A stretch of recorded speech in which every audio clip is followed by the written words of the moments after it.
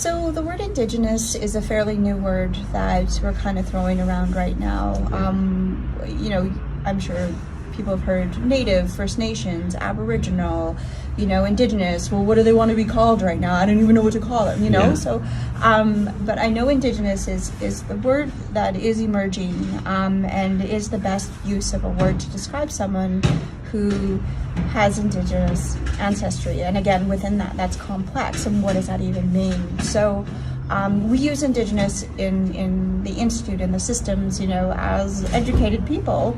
But if you were to go into community, they're like, what does that word even mean? How do you, Yeah. Because it's Native, it's, it's Aboriginal, it's First Nations, right? Like, I think that sometimes, and what that means, that means a lot of things. That means people who are status, people who are non-status, people who are Métis, but that's big M Red River Métis, who have a very distinct culture and language. Yes. And then that's Métis, but other people describe the other Métis as just being of mixed, of Indigenous and white or French or Yes. yeah. Yes. So it's really complex. And then also I think a lot of what's come out in the media lately too is that people are claiming to be Indigenous and saying they're from a particular nation, but the nation not claiming them. They're saying, well, no, actually your family isn't from here, and this just came out in the news. Yes. And then we have some other people who are saying, well, I'm from this area, and researching a bit more and not necessarily being from there. So I think based on our history, our historical context as Indigenous people, we have 60 Scoop, we have residential school, we have dislocated, disenfranchised Indigenous people who cannot connect back to a community or to a people. And so do they describe themselves as Indigenous or First Nations? Yeah. I think that's a really gray area. And then people talk about blood quantum. Well, I'm only a half, I'm only a quarter, but we don't talk about blood quantum like that. It's like, what do you identify with, or what do you know? Right.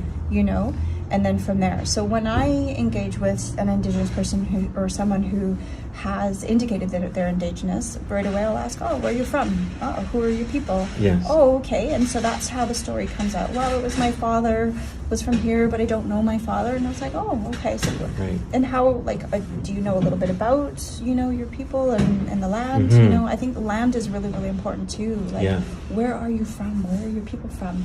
But even still, some Indigenous people don't have the privilege of knowing that. And I think that brings a lot of shame as well too, of not being, Indian enough, not being Indigenous enough. Well, I'm not, I'm not. It's so complex.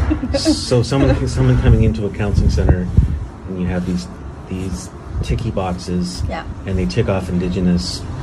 For the average, a very green counselor that's seeing the intake form, how do they unpack that with that individual? What would be the respectful way to? So from what I've noticed is people just ticky box it, and then there's another question that we have following is, would you like to be connected with the Indigenous liaison person? Yes. And they can say yes or no. They can select that. Yeah. And we always want people to have that option. But from what I understand, it's just those questions. It's not, people don't ask further because I think that they're not comfortable. And I totally get it. Again, what is Indigenous? Well, it's all of these things. Yeah. It's so complex that if you don't know that historical context or, then it would be really hard to ask those questions, I feel. And so I think but you also have to practice. You also have to sort of learn and kind of go, well, why don't I know this? How come I feel uncomfortable with this? What do I need to know about myself? And how important is it? How relevant is it for me to know this? Yes. Because I do understand that sometimes, those ticky boxes just need to be filled because there's a ton of other bits of information, and I can, as it comes to me, I can unpack that stuff, But I do notice, and then based on where they're from and who they are and how they're categorized, depends on what sorts of services they can access as well too. So again, it's very complex, and it's not one answer. Oh, you just go here, or you just engage with that, right? Like it doesn't. Yeah, it's not static or absolutely clear. Yeah. Yeah. Well, thank you so much. Thank you.